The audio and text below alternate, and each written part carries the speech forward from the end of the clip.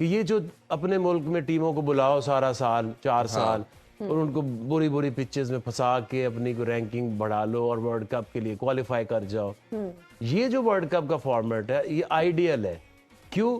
पहले क्या होता था कि जो टीमें टॉप 4 के लिए क्वालिफाई करती है उनका इंटरेस्ट तो रहता था, जो नीचे आई फिर उनका कोई मकसद ही नहीं खेलने का। होता था, बिल्कुल। लेकिन अब ये है एक एक मैच एक पोजीशन के लिए है कि आपको वर्ल्ड कप दिया था, आपने उसमें क्या परफॉर्मेंस दी। Aqib sir, Bangladesh won the toss and they decided to field.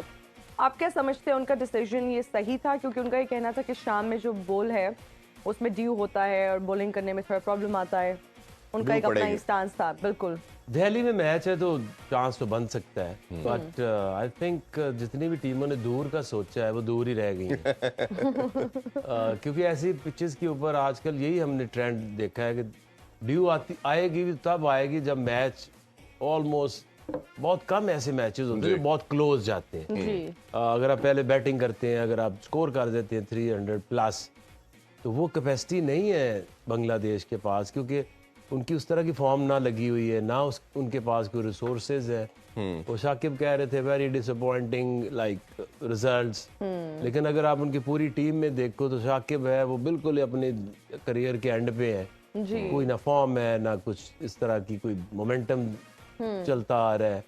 बड़ा मुश्किल है इनके लिए कि ये ऐसी बड़ी टीमों को चैलेंज करते, क्योंकि इन टीमों ने कुछ डेवलप नहीं किया। जैसे अफगानिस्तान ने अपना नाम बनाया है, तो आपके पास एक चीज ऐसी हो या आपके पास कोई हार्ड हिटर 4-5 हो, एक दिन चल गए तो फिर आप किसी भी टीम को सरप्राइज कर सकते हैं, या आपके पास ऐसे कोई मिस्ट्री स्पिनर्स हो। मैं हमेशा से ये सोचता हूँ कि बांग्लादेश ने इतने सालों में क्या खटा। क्यों? कि अगर वो उनकी हाइट नहीं है, वो बिल्ड वैसी नहीं है, तो माना कि उस तरह के 90 माइल्स के बॉलर्स नहीं आ सकते, लेकिन इनको किसने मना किया है कि अपने यंग लॉट में एक मैसेज दे कि आप कोई मिस्ट्री बॉलर पैदा करो, कोई फिंगर यूज करो, कोई रिस्ट यूज करो, कोई लेफ्ट आर्म रिस्ट स्पिनर्स लेकर आओ। इनको आज तक कोई लेग स्पिनर ही नहीं मिला पिछले 25 साल से मैं देख रहा हूँ। इनका मकसद क्या है कि there is something going wrong at the grassroots level। चावल खाते हैं ना, नाज नहीं खाते, यही नहीं तो देखिए कुछ भी खाएं लेकिन आप कोशिश तो करो ना। जी ऐसे ही। अब श्रीलंका ऐसे यूनिक प्लेयर्स उसने निकाले हैं, वर्ल्ड चैंपियन बने हैं, छोटा सा मुल्क है, छोटे से रिसोर्सेज है, बट ऐसे ऐसे ग्रेट प्लेयर्स, मुरलीधरन जैसा बॉलर वहां से निकला, मलिंगा जैसा वहां से निकला, इतने इतने जबरदस्त संगाकारा, जयवर्धने, उससे पहले भी जय सूर्या। अब तो इनके पास तो एक साकिब भी निकला है पिछले 30 साल से 25 साल से, ऐसे ही। कोई प्रोडक्ट नहीं ला रहे, कोई चेंज नहीं ला रहे, कोई कोशिश भी नहीं कर रहे कि कुछ नया सीखने की कोशिश आउट ऑफ द बॉक्स करने कुछ नहीं है। तो आज अगर हम जी प्लीज, अगर आज हम दोनों टीम्स की बात करें तो आप क्या समझते हैं आकिब सर कि दोनों टीम्स को किस कॉम्बिनेशन के साथ जाना चाहिए? देखिए कॉम्बिनेशन उनके पास है ही कुछ नहीं। जो उनके पास 3 डिसेंट पेसर्स हैं, तस्कीन है, शरफुल है और वो जो लेफ्टी उनके मुस्तफीज है। बाकी उनके जो स्पिनर्स है, साकिब है, वो क्या है उसका नाम, मेहदी हसन है, मिराज। तो बेसिक बॉलिंग है। ये ऐसी बॉलिंग नहीं है कि किसी को समझ नहीं आ रही, कोई रीड करने की जरूरत होगी। सीधे सीधे फिंगर स्पिनर्स हैं, वो अपने एक्सपीरियंस से वो एक टाइट लाइन से बॉल करते हैं।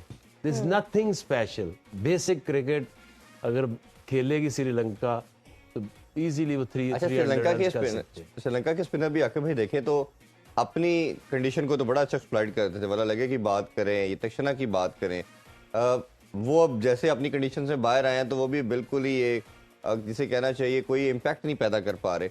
एक आउटस्टैंडिंग इनके पास हसरंगा थे, हसरंगा की जो एब्सेंस है वो इनको बहुत ज्यादा डेंट प्रोवाइड कर रही है। जिस तरह वो बैटिंग के अंदर भी कनेक्शन प्रोवाइड करते थे टेल और उसके बैटर के दरमियान, बॉलिंग में भी वो जो एक कम्बिनेशन डेवलप करते थे फास्ट बॉलर और स्पिनर के दरमियान और विकेट्स लेते थे, उसका इम्पैक्ट कैसे देखते हैं? उसकी एब्सेंस कितनी बड़ी इनके लिए डेंटफुल है? देखिए एक चीज है, जब आप एक बड़ी टीम और एक छोटी टीम खेलती है ना एक ट्रू पिच के ऊपर, और वो हो भी 50 ओवर ना हो T20 जितनी छोटी क्रिकेट होगी, जो एक बड़ी टीम सुपीरियर टीम और एक छोटी टीम का जो डिफरेंस है वो कम होता जाता है। जी वनडे में वो एक्सपोज होना शुरू हो जाते हैं, टेस्ट मैच में तो कोई मैच ही नहीं रहता। ऐसा ही है। तो इसी तरह ये फंसाते किधर है, बांग्लादेश की जितनी भी कोई विक्ट्रीज है कभी नजर आ जाती हैं, लेकिन ये बहुत अच्छा आईसीसी ने किया है कि ये जो अपने मुल्क में टीमों को बुलाओ सारा साल 4 साल और उनको बुरी बुरी पिचेस में फंसा के अपनी को रैंकिंग बढ़ा लो और वर्ल्ड कप के लिए क्वालिफाई कर जाओ। ये जो वर्ल्ड कप का फॉर्मेट है ये आइडियल है। क्यों? पहले क्या होता था कि जो टीमें टॉप 4 के लिए क्वालिफाई करती है उनका इंटरेस्ट तो रहता था, जो नीचे आई फिर उनका कोई मकसद ही नहीं मकसद ही खेलने नहीं होता था। बिल्कुल। लेकिन अब ये है एक एक मैच एक पोजीशन के लिए है कि आपको वर्ल्ड कप दिया था, आपने उसमें क्या परफॉर्मेंस दी। एग्जैक्टली अच्छा, एक और भी बड़ा इंपॉर्टेंट है कि भाई कि अब जो मकसद जैसे आपने बात की, अब ये है कि इनका आज इंटरेस्ट यही है कि हमने टॉप 8 में रहना है, वर्ल्ड कप की डायरेक्ट क्वालिफिकेशन करनी है और चैंपियन ट्रॉफी ट्रॉफी के लिए में भी पार्टिसिपेट करना है। तो इसको कैसे देखते हैं? जबरदस्त फॉर्मेट है, मुझे तो बहुत इसको मैंने पसंद किया है क्योंकि अगर आप वर्ल्ड कप में आए हैं कि यू हैव टू पे द प्राइस। अगर आप बुरी क्रिकेट खेलते हैं देन सफर फॉर 4 इयर्स। जी ये मजाक नहीं होना चाहिए। तो आई थिंक अब उनसे पूछे जाके जिम्बाब्वे से या वेस्ट इंडीज से कि उनके ऊपर क्या गुजर रही होगी, उनके लोग मैच देख रहे होंगे तो किस मोटिवेशन से देख रहे होंगे कि यहाँ हमारी टीम ही नहीं है। जी तो ये एक अच्छा लेसन लर्नड है। After this world cup many will realise कि उन्होंने तैयारी क्यों नहीं की थी। बिल्कुल। और ये क्या करते, श्रीलंकन भी अपने मुल्क में बुला लेते हैं टीमों को, बुरी बुरी पिचेस बना लेते हैं, उसमें फंसू के ये तकरीबन काफी टीमों को दोनों हरा मुल्क देते हैं। ऐसे करते हैं ये। और अब ये मैचेस हो रहे हैं आपके इंडिया के अंदर, इंडिया की ट्रू पिचेस है। ये भी काफी बुरी होती थी लेकिन ये जब से आईपीएल आई है, ग्राउंड जो है वो फ्रेंचाइजेस के पास भी गए हैं, स्टैंडर्ड बढ़ा है, लोगों को दिखाना है कि रन्स बनते हैं, चौके लगते हैं, छक्के लगते हैं। तो ये एक इंटरनेशनल पिचेस बन चुकी है जिनके ऊपर आपको अगर क्वालिटी है। आज क्या हो रहा है, सारे हमारे स्पिनर एक्सपोज हो गए जो स्लगिश हमारी पिचेस के ऊपर हम समझते थे कि ये इंटरनेशनल लेवल के ऊपर इफेक्टिव होंगे, सारे एक्सपोज हो गए। जब तक आपके पास क्वालिटी नहीं है आप इन पिचेस के ऊपर कोई मार्क नहीं छोड़ सकते। अच्छा अक्का भाई, एक काफी क्वेश्चन पूछा भी गया और माइंड में मेरे भी आ रहा है कि उन्होंने लोगों को ये मानना है कि जो कंडीशन है बेशक आईसीसी का इवेंट है बट कहीं ना कहीं फेवर होस्ट साइड को कर रही है। हम इंडिया के मैचेस की पिचेस को कंपैरिजन करें दूसरी पिचेस के लिहाज से, कल तो डीआरएस के ऊपर भी डिबेट शुरू हो रही है कि कोहली आउट था, नहीं दिया गया। अब उसका काउंटर लोग ये कह रहे हैं, सोशल मीडिया पे भरमार है इस चीज़ की कि जो 4 साल के बाद इवेंट आता है तो ये किसी ऐसे वेन्यू पे होना चाहिए जो किसी भी कंट्री को सपोर्ट ना करे।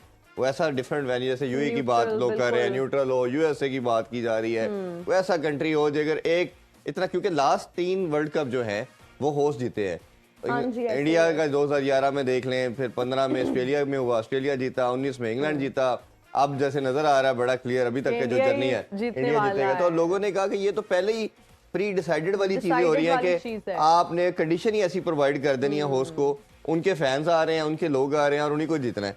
तो ये इसको न्यूट्रल करें ताकि ये जो एक अगर कोई पॉसिबिलिटी है कोई फेवरिज्म के लिहाज से, पिच के लिहाज से, उसे नलीफाई कर दिया जाए। इसको कैसे देखते हैं आप? देखिए ये तो ऐसा तो नहीं हो सकता कि आप देखिए जो क्रिकेट का इंटरेस्ट है, अगर इंडिया में मैच हो रहा है तो इंडिया के जो मैचेस है फुल हाउसेस हैं। खेलों से रिलेटेड तमाम अहम खबरें और अपडेट जानने के लिए सुनो न्यूज़ के यूट्यूब चैनल को भी सब्सक्राइब करें और बेल आइकन को क्लिक करना मत भूलिएगा।